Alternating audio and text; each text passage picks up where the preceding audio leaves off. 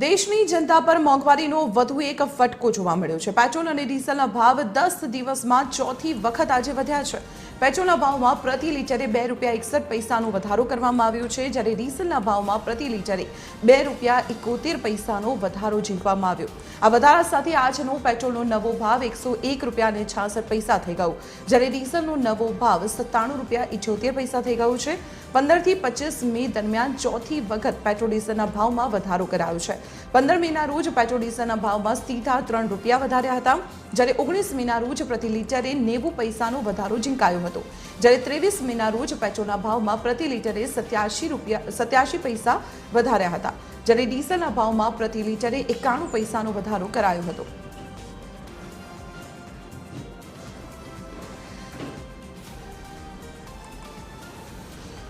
તો પેટ્રોલ ડીઝલના ભાવમાં ફરી એકવાર વધારો ઝીંકી દેવામાં આવ્યો છે। સતત મોંઘવારીથી પીડાતી જનતા પર વધુ એક ફટકા સમાન સમાચારો સામે આવી રહ્યા છે। પ્રાથમિક જરૂરિયાત એવા પેટ્રોલના ભાવમાં છેલ્લા 10 દિવસની અંદર 4 વખત પેટ્રોલના અને ડીઝલના ભાવમાં વધારો ઝીંકાતા જનતા ત્રાહિમામ પુકારી ઉઠી છે।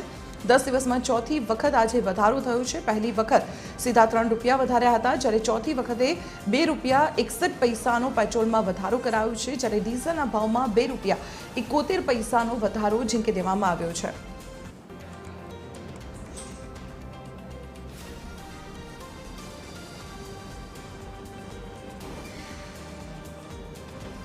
ત્યારે પેટ્રોલ ડીઝલના જે ભાવ વધારા કરવામાં આવ્યા છે તેને લઈને જનતા પરેશાન છે। ત્યારે આખરે અલગ અલગ શહેરોમાં જનતાનો શું મૂડ છે જે જાણવાનો પ્રયત્ન કરીશું। સૌથી પહેલા અમારા સંવાદદાતા અમદાવાદથી બ્રિંદા રાવલ અમારી સાથે જોડાયેલા છે, સાથે સુરતથી એસોસિએટ એડિટર દેવેન ચિત્તી અને રાજકોટથી રવિ મોટવાણી પણ જોડાયેલા છે। બ્રિંદા, સૌથી પહેલા આપની પાસે આવવા માંગીશ, પેટ્રોલ ડીઝલના ભાવમાં ફરી એકવાર વધારો કરાયો છે, જનતાની શું પ્રતિક્રિયા સામે આવી રહી છે?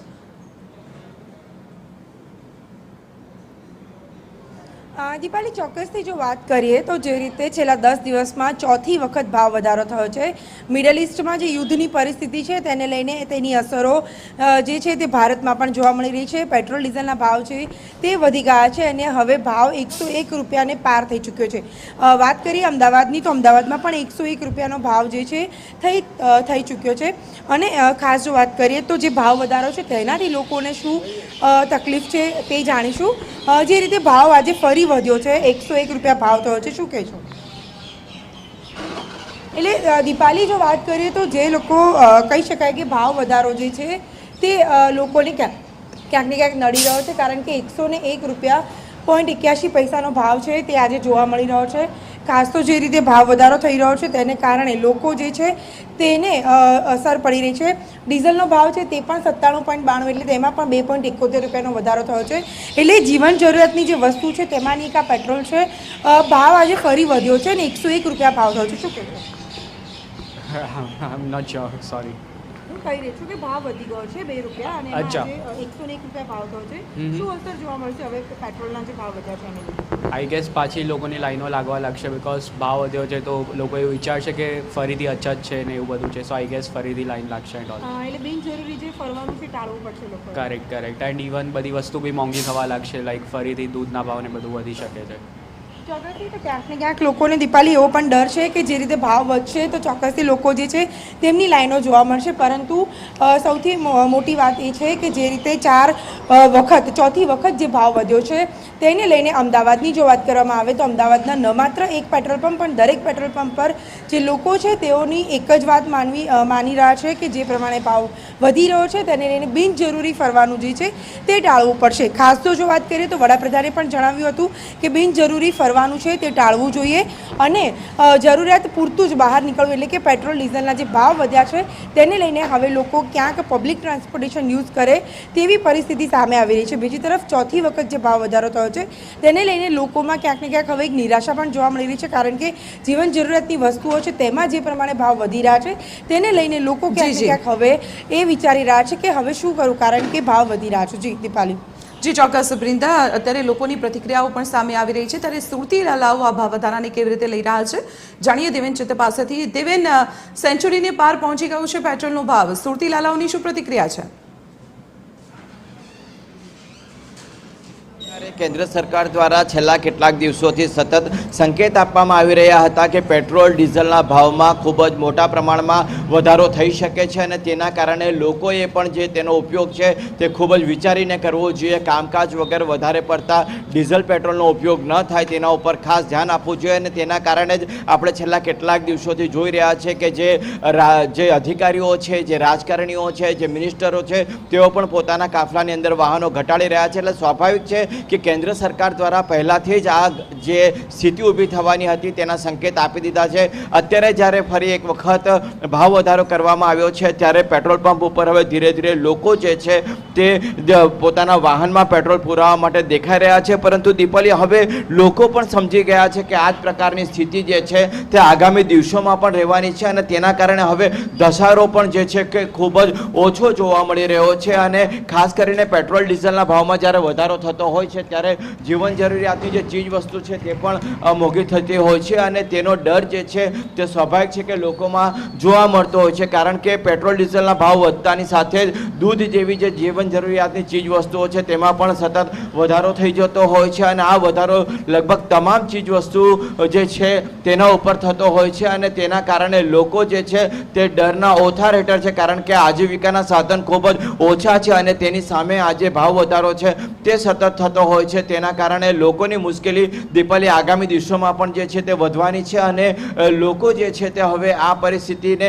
કેવી રીતે પહોંચી વળવું તેને લઈને પણ એક અસમંજસની સ્થિતિમાં મુકાઈ ગયા છે. કારણ કે આ જે ભાવ વધારો છે તે વૈશ્વિક સ્તરે જે પ્રકારે પેટ્રોલ ડીઝલના ભાવ, જે રીતે ક્રૂડ ઓઇલના ભાવ વધ્યા છે તેને કારણે લોકોની મુશ્કેલી જે છે તે સતત વધી રહી છે.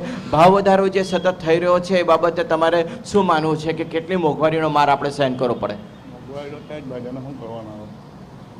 દીપાલી, લોકો પણ જે છે તે પોતાની પ્રતિક્રિયા આપવાનું ઓછું પસંદ કરી રહ્યા છે. કારણ કે વાસ્તવિકતા જે છે તે હવે દરેક વ્યક્તિ સ્વીકારી રહ્યો છે. કારણ કે મોંઘવારી તો વધવાની જ છે. હવે આ મોંઘવારીને કેવી રીતે પહોંચી વળવું તે મધ્યમ વર્ગ માટે ખૂબ જ મોટો પ્રશ્ન થવાનો છે. કારણ કે આગામી દિવસોમાં જે નિષ્ણાંતો છે એમના કહેવા મુજબ હજી પણ પેટ્રોલ ડીઝલના ભાવમાં ખૂબ મોટો વધારો થવાની પૂરેપૂરી શક્યતા છે. જ્યાં સુધી આંતરરાષ્ટ્રીય સ્તર ઉપર જે આ યુદ્ધની સ્થિતિ છે તે યુદ્ધની સ્થિતિ થાળે નહીં વળે, નિયંત્રણ નહીં આવે અને ક્રૂડ ઓઇલ જે પ્રકારે આપણે વિદેશથી આયાત કરતા હોય છે તે જો સરળતાથી ન મળી રહે તો આ પ્રકારની સ્થિતિ જે છે તે દીપાલી આગામી દિવસોમાં પણ જોવા મળશે અને તેના કારણે જ કેન્દ્ર સરકાર સતત લોકોને જે છે તે અપીલ કરી રહી છે અને તેને અનુસરવા માટે પણ કહી રહી છે. અને અત્યારે જે પ્રકારે ચોથી વખત વધારો કરવામાં આવ્યો છે પેટ્રોલ અને ડીઝલના ભાવમાં, તેને કારણે મધ્યમ વર્ગ માટે હવે કેવી રીતે જીવવું તે એક મોટો પ્રશ્ન બની રહ્યો છે. જી ચોક્કસ દેવેન, એટલે કહી શકાય કે પેટ્રોલ એક એવી વસ્તુ છે, પેટ્રોલ અને ડીઝલ, કે ઘરની બહાર નીકળતા દરેક વ્યક્તિને તેની